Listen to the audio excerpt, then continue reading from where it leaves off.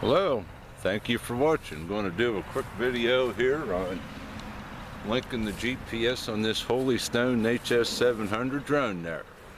Okay, first there we want to take and turn the drone on. Now I know some of the earlier models of this don't have a power button, but the later ones do. We'll turn that on.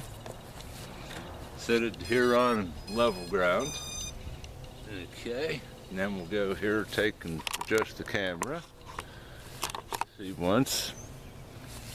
Okay, and then we want to take and turn on our transmitter by holding lock button and switching it on.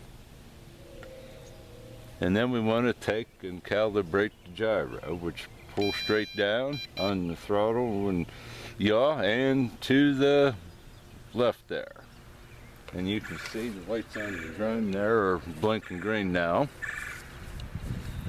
Okay, and then it's searching for signal here. We'll take it, pick it up, and we're going to take it and turn it around 3 times this way. 1, 2,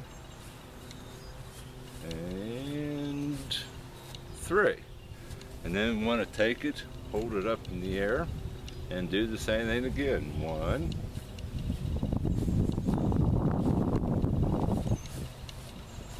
2, and 3. Then we'll set it back down here, and it's ready to fly there. And 1 on your remote, it shows satellites, which we still don't have any yet. Let me see if I can get it. Yeah, there you go. Now there we are up to 9, so we can soon take off here. But before I take off, I'm going to connect it to the app here. Unlock my phone. And we want to go take and go in here to the Wi-Fi settings on the iPhone. Wi-Fi automatically connected. Must have recognized it there. And then we're going to go in to the Ophelia GPS app on the drone. Click on Go Next. And then next, and click, and let's see here, and there we're ready to take off, and we'll take off here once there. And then I'm going to take some video and post it along with this video on some footage filmed with the HOLYSTONE HS700 there. Oh, before you fly, you got to take and hit the unlock button, and then I'm going to use the auto takeoff. And up she goes. Nice and hovering there. Already we're going to include here, like I say, some video of it flying there recorded with it.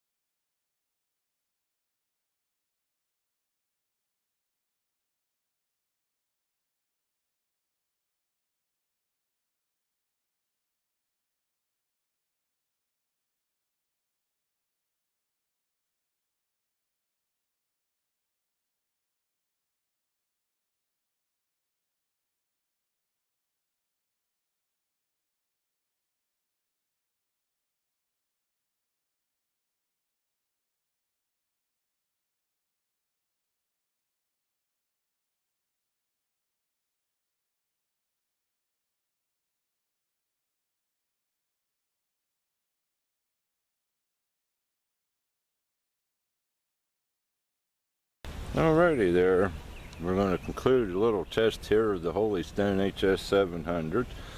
Showed you there in the first part there, linking it up to the GPS, getting satellite signal. Now just going to show you a little bit the auto hover. Now it is fairly breezy out here at times, probably about 7 to 12 miles an hour, and we'll see what happens here. Alrighty, we're going to take off.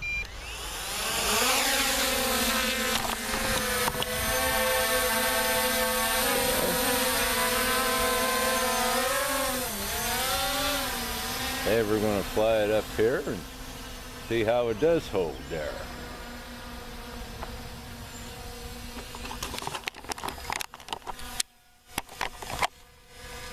Alrighty, I don't know how it gets zoomed in there on it. It seems to be holding its position fairly well, although not maybe as steady as what it could there.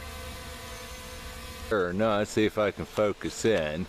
There it's up about 100 feet, maybe 120, probably about 10 mile an hour winds, and it is holding its ground pretty good there. Not too bad at all there. Okay, I'm going to take and set the camera down here, and then like I say, I'm going to bring it in.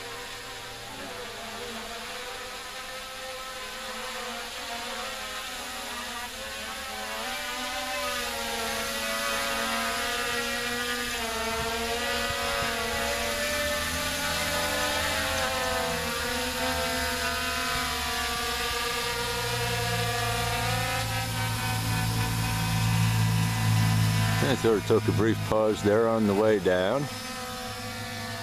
Well, all in all, I'd say fairly impressive on altitude, holding that with the wind conditions and that you can see. And it actually that time come closer to where it was. Alrighty, that sort of concludes the test out of it. Sort of happy with the purchase.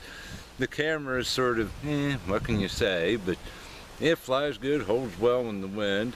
And actually this was the fourth time I've had it out flying. Now the first couple I thought it really seemed like it seemed anemic on the power, but it sure did not tonight there. Maybe it just needed to loosen up and get them broke in there and the newness out of it. Now that's one other thing that I haven't seen in the instructions, didn't see in the videos. Most drones have like a low and high speed on power. I don't see any options on this, but maybe I'm overlooking something there. But thanks for watching. Like I say, all in all, a good drone there. I honestly think there perhaps, maybe it's about, I paid $284 for it. I think maybe it is about more of a $200 drone, but still, I don't regret the purchase. I'm real pleased, and like I said, it hovered well in about 8 to 12 mile an hour winds, and like I say, did do everything it's supposed to. And as far as the camera, you could upgrade with another camera. I have a cheap action camera across tour, which I will admit it's not great, but it is better than this. But with that, that's the only thing you're not going to have your viewing of when you're actually taping there. So you win, you lose. But on that, thanks for watching. Thank you.